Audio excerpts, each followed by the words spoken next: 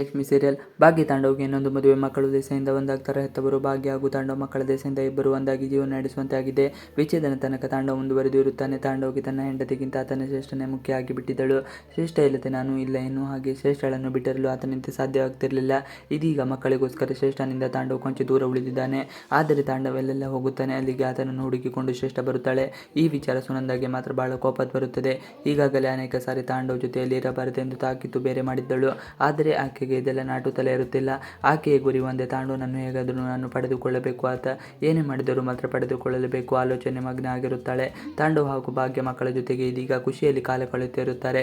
ತಾಂಡವ್ ಶ್ರೇಷ್ಠ ಮಾತು ಕೇಳಿ ಮಕ್ಕಳಿಗೆ ಕೊಂಚ ನಿರಾಸೆ ಮಾಡಲು ಹೊರಟಿರುತ್ತಾನೆ. ಆದರೆ ಆತನ ಮಕ್ಕಳು ಮಾತ್ರ ಅದಕ್ಕೆಲ್ಲ ಅವಕಾಶ ಕೊಡುವುದೇ ಇಲ್ಲ. ತಾಂಡವ್ ಏನೇ ಹೇಳಿದರೂ ಅದಕ್ಕೆಲ್ಲ ಒಂದಲ್ಲ ಒಂದು ಪರಿಹಾರ ಹುಡುಕಿಕೊಂಡು ಗುಂಡಣ್ಣ ತಂದೆ ತಾಯಿಯ ಬಾಯಿಯನ್ನು ಮುಚ್ಚಿಸುತ್ತಿದ್ದಾನೆ. ಏನೇ ಮಾಡಿದರೂ ಮಕ್ಕಳ ಕೈಯಿಂದ ತಪ್ಪಿಸಿಕೊಳ್ಳಲು ಸಾಧ್ಯವೇ ಇಲ್ಲ ಎನ್ನುವ ಅರಿವು ಗುಂಡಣ್ಣನಿಗೆ ಆಗಿದೆ. ಆದರೂ ಮಾತಿಗೆ ಮಾತು ಬೆಳೆಸದೆ ಮಕ್ಕಳ ಆಸೆಗೆ ತಣ್ಣೀರು ಎರಚದೆ ಆಯಿತು ಎಂದು ಒಪ್ಪಿಗೆ ಕೊಟ್ಟು ಹೊರಗಡೆ ಕರೆದುಕೊಂಡು ಹೋಗಿ ಸುತ್ತಾಡಿಸುತ್ತಾನೆ. ಆ ದಿನ ತನ್ನ ತಂದೆ ತಾಯಿ ಇಬ್ಬರು ವಿಚ್ಛೇದನ ತನಕ ಹೋಗಿದ್ದರು. ಆದರೆ ಇದೀಗ ಎಲ್ಲ ಸರಿ ಹೋಯ್ತಲ್ಲ ಎಂದು ಮಕ್ಕಳ ಮೊಗದಲ್ಲಿ ಬಹಳ ಖುಷಿ ಇದೆ. ತಾಂಡವ್ ಮನದಲ್ಲಿ 108 ಪ್ರಶ್ನೆ.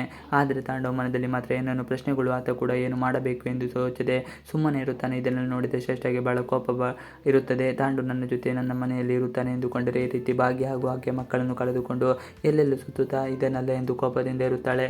ಮಕ್ಕಳ ನಿರ್ಧಾರದಿಂದ ಕೇಳಿದಂಗಾದ ತಾಂಡವ್ ಗುಂಡಣ್ಣ ಹಾಗೂ ತನ್ವಿ ತಂದೆ ತಾಯಿಗೆ ಇನ್ನೊಮ್ಮೆ ಮದುವೆ ಮಾಡಿಸಬೇಕೆಂದು ಆಲೋಚನೆ ಮಾಡುತ್ತಾರೆ. ಇದನ್ನು ತಂದೆ ತಾಯಿ ಬಳಿ ಪ್ರಸ್ತಾಪ ಮಾಡುತ್ತಾರೆ. ಆಗ ತಾಂಡವ್ಗೆ ಏನೋ ಮಾಡಬೇಕು ಅಂತ ತಿಳಿಯದೇ ಆಗುತ್ತದೆ. ಕೊನೆಗೆ ಒಪ್ಪಿಕೊಳ್ಳುತ್ತಾನೆ. ಇದನ್ನೆಲ್ಲ ನೋಡಿದ ಸುನಂದ ಮಾತ್ರ ಕುಸುಮ ಜೊತೆ ಬಹಳ ಜೋರಾಗಿ ಅಳುತ್ತಾಳೆ.